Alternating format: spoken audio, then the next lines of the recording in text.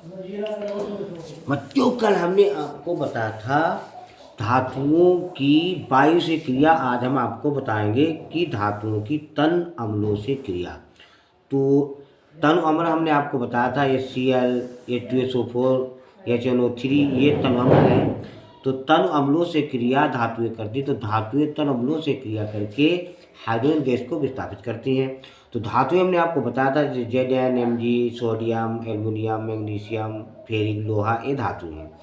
तो हमने एक धातु जैसे Zn ये जिंक हमने धातु ली और HCl हाइड्रोक्लोरिक अम्ल से क्रिया करवाई और हाइड्रोजन गैस जरूर विस्थापित करती हैं। तो ये ZnCl2 यानी जिंक क्लोराइड और H2H3 लगा दिया यानी ऊपर की ओर गैस जाती है, गैसें उड़ती है ऊपर की ओर। तो अब यहाँ H के दो हैं, यहाँ H सिंगल है, इसलिए यहाँ पर हमने दो लगा दिए। अब ये बैलेंसी होगी। यहाँ Cl के दो हैं, यहाँ भी Cl के दो, यहाँ Zn सिंगल है, यहाँ Zn सिंगल है।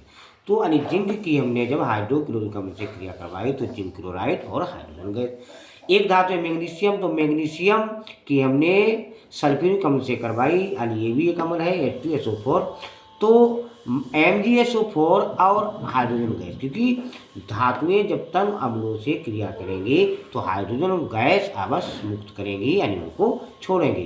तो मैग्नीशियम सल्फेट H2। तो यहाँ देखो H के दो हैं, यहाँ भी H के दो हैं, यहाँ Mg सिंगल है, यहाँ भी Mg सिंगल है, यहाँ H सिंगल है तो यहाँ पर भी H सिंगल है, यहाँ O के चार है, यहाँ O के चार है, एक वैलेंसी है। अब एक धातु है सोडियम, तो सोडियम की हमने H2SO4 से क्रिया करवाई तो sodium sulphate Na2SO4 plus H2। अब यहाँ H के दो हैं, यहाँ भी H के दो हैं, यहाँ सोडियम के दो हैं, लेकिन यहाँ सोडियम सिंगल है इसलिए यहाँ पर दो लगा दीजिए। अब यहाँ H के दो, यहाँ भी H के दो, यहाँ H सिंगल है, यहाँ पर भी H सिंगल, यहाँ O के चार है, यहाँ O के चार है। एक धातु है एल्यूमिनियम, यानी एल्यूमिनियम के हमने ये अम्ल यानी H2SO4 से क्रिया करवाई तो एल्यूमिनियम सल्फेट और हाइड्रोजन गैस मुक्त हुई।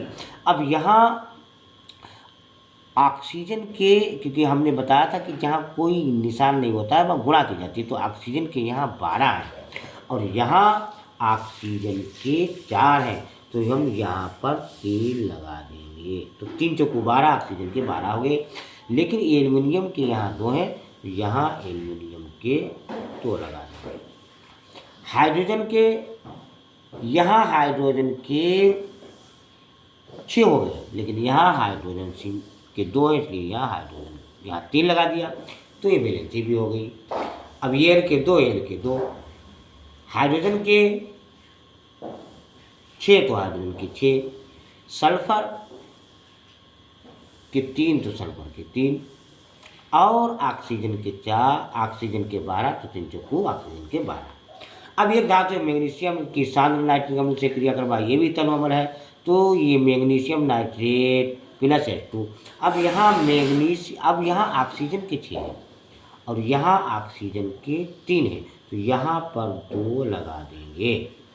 तो यहाँ हो गए ऑक्सीजन के और H के हो गए 2, यहाँ H के 2 हैं और यहाँ नाइट्रोजन के भी 2, तो यहाँ नाइट्रोजन के भी 2 हैं, इससे गुणा की तो नाइट्रोजन के 2 हो गए और ऑक्सीजन के 6, ऑक्सीजन के 6 हो गए। मैग्नीशियम सिंगल है, मैग्नीशियम सिंगल है। एक धातु होती है फेरिक यानी लोहा, इसकी जब H2SO4 से करवाएं तो फेरिक सल्फेट बनेगा, फेरिक सल्फेट और हाइड्रोजन क्योंकि धातुएं जब तन अम्लों से क्रिया करती हैं तो हाइड्रोजन गैस मुक्त करती हैं।